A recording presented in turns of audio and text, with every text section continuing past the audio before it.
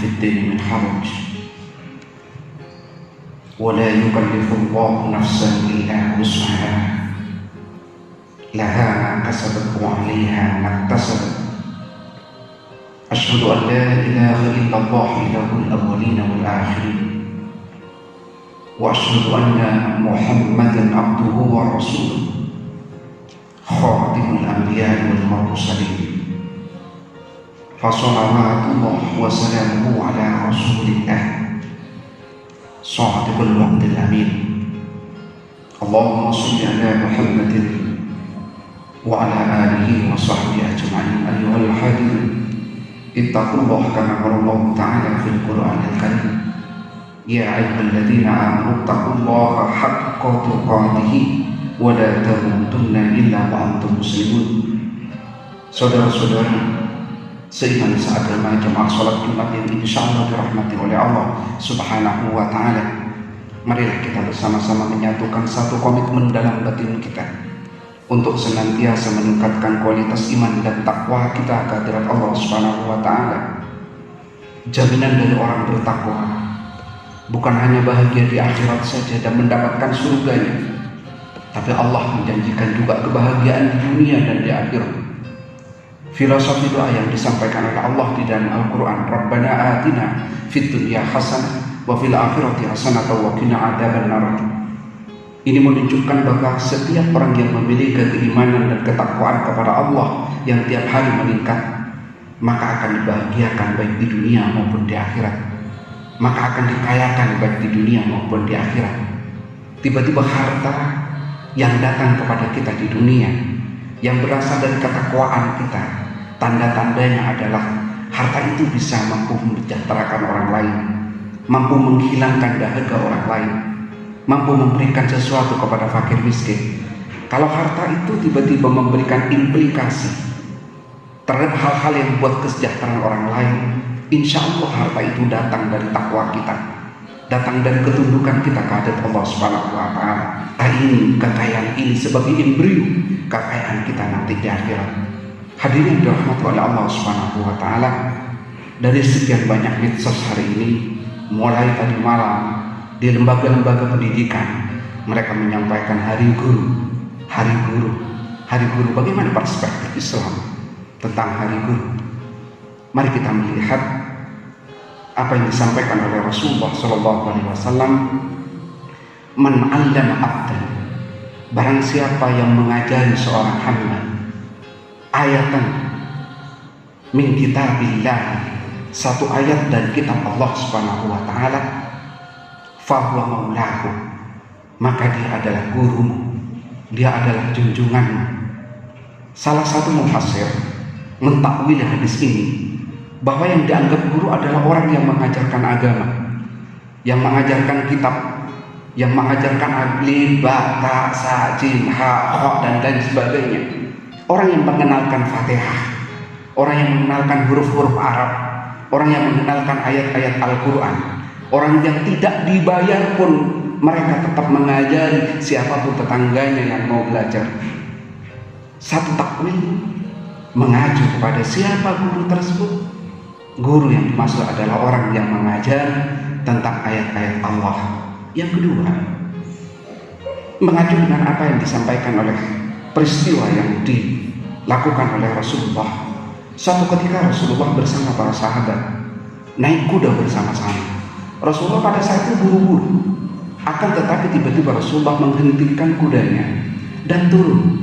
Kemudian dengan sopannya Rasulullah menemui seorang tua pencari kayu, seorang petani tua yang bukan sahabat seperti Ali, Utsman, Abu Bakar dan orang-orang hebat. Orang ini orang biasa, seorang petani yang busuk, penjual kayu. Tiba-tiba Rasulullah turun dari kudanya dan menemui seorang tua itu dengan rasa hormat yang sangat amat. Sampai para sahabat semuanya berdecak kagum. Bagaimana mungkin Rasulullah menghormati seorang yang sama sekali tidak kita kenal? Tiba-tiba Rasulullah melakukan hal-hal yang sangat mulia. Setelah itu Bilal bertanya kepada Rasulullah, ya Rasul, siapa orang tersebut? Kenapa Rasulullah begitu hormat padanya? Apa jawaban Rasulullah? Dia adalah guruku. Dia adalah guruku. Dengan mengercitkan dahi, para sahabat semuanya bertanya di dalam batin, bagaimana Rasulullah yang sangat mengerti apapun yang tidak dimengerti oleh sahabat, yang ilmunya langsung datang dari Allah, yang ketika tidak tahu langsung dibisiki oleh Allah dengan ayat-ayatnya, tiba-tiba mengatakan bahwa orang yang lusuh seperti itu dianggap gurunya. Benarkah itu guru ya Rasulullah? Iya. Suatu saat saya menanam kurma, kemudian saya mencetek kurma itu. Orang ini datang kepada saya, bukan cara seperti itu untuk menyetek kurma ya Rasul. Caranya seperti ini. Jadi Rasulullah menganggap itu gurunya, hanya mengajarkan bagaimana cara menyetek kurma itu. Hadirin dirahmati oleh Allah Subhanahu wa taala, mengacu kepada hadis ini, berarti guru adalah orang yang mengajarkan sebuah ilmu di mana ilmu itu tidak bertentangan dengan Al-Qur'an dan hadis. Di mana ilmu itu ada di dalam ajaran-ajaran Al-Quran. Berarti guru matematika, guru biologi, guru sosiologi, guru kimia, guru antropologi, guru astronomi, guru apapun yang mengajarkan kepada putra-putri kita, fahuwa maula, maka dia adalah orang junjunganmu. Dan tidak boleh, kata Rasulullah, tidak boleh direndahkan dan tidak boleh mendahulinya. Bahkan berjalan mendahului guru tidak diperbolehkan oleh Rasulullah. Suatu ketika Ali bin Abi Thalib, hadirin yang dirahmati oleh Allah Subhanahu wa taala, mau datang untuk sholat isya. Rasulullah sudah mulai. Ali bin Abi Thalib tiba-tiba di depannya ada seorang laki-laki tua, orang Yahudi. Dan Ali bin Abi Thalib tidak berani mendahului orang itu. Kemudian Rasulullah rukuk begitu lama. Setelah selesai sholat, sahabat bertanya, ya Rasul, kenapa engkau rukuk begitu lama malam ini? Apa kata Rasulullah? Tadi punggungku dipegang oleh malaikat Jibril agar tidak iktidal, karena saya disuruh menunggu seseorang yang dimuliakan oleh Allah Subhanahu wa taala, karena memuliakan orang yang lebih tua, karena memuliakan gurunya. Siapa itu ya Rasul? Dia adalah Ali. Hadirin dirahmati oleh Allah Subhanahu wa taala. Laisa minna, kata Rasulullah. Bukan termasuk golonganku nanti di akhirat. Man orang yujillah, yang merendahkan, yang mendahului, yang tidak menghormati. Kabirona, orang yang lebih tua. Kenapa orang yang lebih tua? Karena orang yang lebih tua pasti pernah jadi gurunya. Kakak pasti pernah jadi gurunya. Dia pernah ngajar sesuatu kepada kita tanpa kita sengaja. Hadirin yang dirahmati oleh Allah Subhanahu wa taala, begitu pentingnya menghormati seorang guru. Mari kita alih perspektif kita ke perspektif kapitalis. Masuk 733 orang terkaya di Amerika pada tahun 1994. Kemudian diteliti di Harvard University. Kenapa mereka sukses? Hadirin dirahmati oleh Allah Subhanahu wa taala, apakah orang yang pintar seluruh transformasi keilmuannya dari gurunya diambil? Lulusannya dengan lulusan nilai A semua? Ternyata tidak. Mereka menjawabnya bukan karena dia pandai kemudian sukses, bukan karena nilainya bagus semua kemudian sukses, bukan karena sekolahnya begitu mahal hebat kemudian mereka sukses. Tidak. Ternyata attitude, ternyata akhlak. Makanya Rasulullah 14 abad yang lalu menyampaikan, ayyul mu'minina afdal ya Rasul, mukmin yang akan sukses, mukmin yang akan diutamakan olehmu siapa ya Rasul? Apa kata Rasulullah? Bukan orang pintar, bukan orang yang tinggi ilmunya, tapi kata Rasulullah, ahsanuhun khuluqa, adalah orang yang paling baik akhlaknya. Ada 3 kemampuan manusia. Yang pertama knowledge, sesuatu yang ada dalam mindset kita.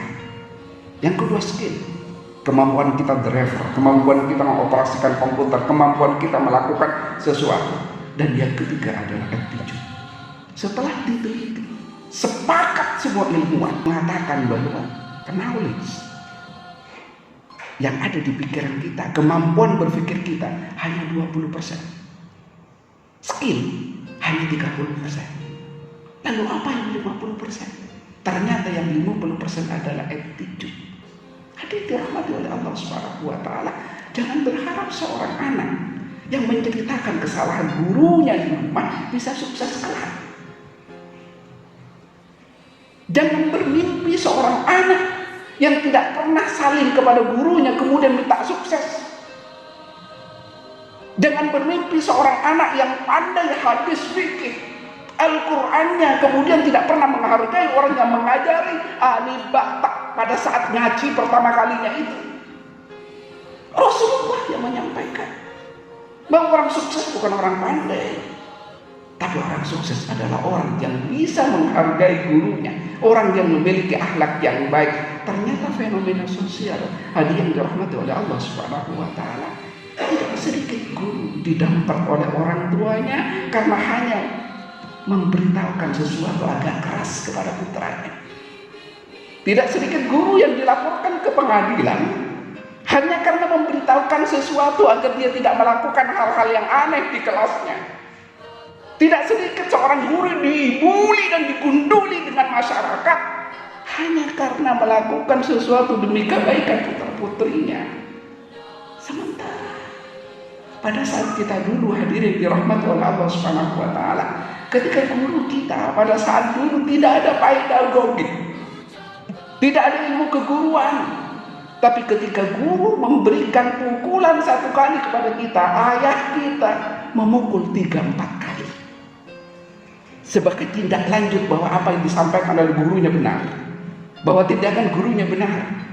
Hadirin dirahmati oleh Allah Subhanahu wa taala, apakah ini tidak ada dalam hadis? Ada. Laisa minna, bukan golonganku kata Rasulullah. Mayyujibna, orang yang tidak pernah menghormati kabirona gurunya. Hadirin yang dirahmati oleh Allah Subhanahu wa taala. Yang kedua, keutamaan menjadi guru. Rasulullah bersabda, "Idza mata al-insanu inqata'a 'amaluhu illa min salasin." Ketika kita meninggal dunia, hanya 3 hal yang mampu dibawa ke akhirat kata Rasulullah. Yang pertama, shadaqatin jariyah. Yang ketiga, waladin salihun yatluha. Dan yang kedua, ilmu yang tafa'u, ilmu yang bermanfaat. Bismillah yang Bapak ajarkan kepada putra-putri Bapak. Baca doa yang diajarkan seorang kakak kepada adik. Bacaan sedikit saja yang diajarkan kepada orang. Ketika orang itu mengamalkannya, maka kita mendapatkan sekian banyak pahala dari sekian banyak orang yang mengamalkan apa yang kita sampaikan. Kita menyampaikan kepada anak kecil supaya sholat. Kita sampaikan kepada anak yang main sepak bola supaya bismillah. Kita sampaikan kepada istri kita supaya baca bismillah. Kita sampaikan kepada anak-anak supaya baca alhamdulillah. Kita sampaikan kepada mereka supaya berzikir. Kita sampaikan walaupun 1 ayat. Dan tiba-tiba ketika kita di akhir bertanya kepada malaikat, malaikat, kenapa saya dapat pahala sholat? Kenapa saya dapat pahala ngaji? Kenapa saya dapat pahala wudhu? Kenapa saya dapat pahala tahajud? Apa kata malaikat? Engkau sudah dikubur, engkau sudah meninggal dunia, tapi bismillah yang pernah kau ajarkan itu sekarang sedang dikerjakan, diamalkan oleh orang lain. Man sanna sunnatan hasanatan falahu ajruha wa ajru man amila biha wa man sanna sunnatan sayyi'atan falahu wizruha wa wizru man amila biha. Barang siapa yang menyampaikan kebaikan diikuti atau tidak oleh orang lain, falahu ajruha, maka dia mendapatkan 1 pahala. Tidak apa-apa kita dianggap sok pintar, sok alim, tetap dapat 1 pahala. Wa ajru man amila biha, dan kita pun akan mendapatkan sekian pahala dari sekian banyak orang yang mengikuti apa yang kita sampaikan kepada orang lain.